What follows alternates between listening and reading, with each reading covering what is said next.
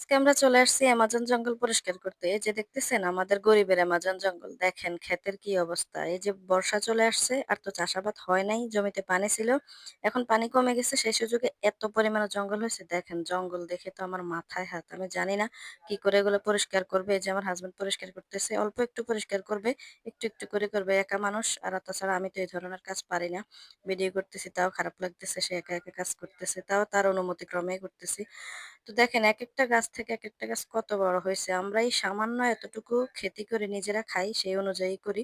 কিন্তু আমার যে সমস্ত কৃষক ভাইয়েরা এত কষ্ট করে রোদে পড়ে দেখেন কিরকম রোদ এখন। এই রোদ, ঝড়, বৃষ্টি মাথায় নিয়ে তারা ফসল ফলায়। আমি চিন্তা করতেছি তাদের কতটা কষ্ট হয়। তারা কি সেই সঠিক মূল্যটা পায়? অথচ সেই মূল্যটা তো নিয়ে যায় যারা সিন্ডিকেট করে তারা। মাঠ পর্যায়ে কিন্তু খুবই দাম কম থাকে। ৳৫, ৳৬ কেজি দরে বিভিন্ন জিনিস কিনা হয়। এর চেয়ে কমও হয়, ৳৩ ও আছে। অথচ সেই একই জিনিস আমরা বাজার থেকে কিনে খাই ৳৫০, ৳৬০ র উপরে। কিছু, কিছু তরকারি তো ৳৯০, ৳১০০ তেও চলে যায়। তাই সেদিক থেকে খারাপ লাগে আরকি আমাদের কৃষকদের জন্য। দেখেন কত পরিমাণে জঙ্গল। আমি বুঝতেছি না কি করে এগুলো পরিষ্কার হবে। প্রতি বছরই এরকম হয়। যারা রেগুলার চাষাবাদ করে তাদের অবশ্যই এরকম হয় না। কারণ তারা একের পর এক চাষাবাদ করে তো সেজন্য তাদের এরকম হয় না। তারা একের পর এক পরিষ্কার করতেই থাকে। আর আমরা তো ওই যে একবার চাষ করে চলে গেছি, জমি ফাঁকা ছিল। সেজন্য এখানে আর আসাও হয়নি। পানি ছিল। এখন জঙ্গল ওঠে এরকম হয়েছে। তো যাই হোক এটারে এখন মানুষ করব। মানুষ করে তারপর দেখি কি, কি সবজি বানানো যায়।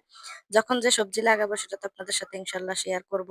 তো সবাই ভালো থাকবেন। আর নিজেদের যদি অল্প একটু জমিও থাকে সেখানে চাষাবাদ করার চেষ্টা করবেন। এতে করে আমাদের দেশের যে একটা চাহিদা রয়েছে সবজির সেটা কিন্তু একটু হলেও পূরণ হবে। সবাই ভালো থাকবেন। আসসালামু আলাইকুম।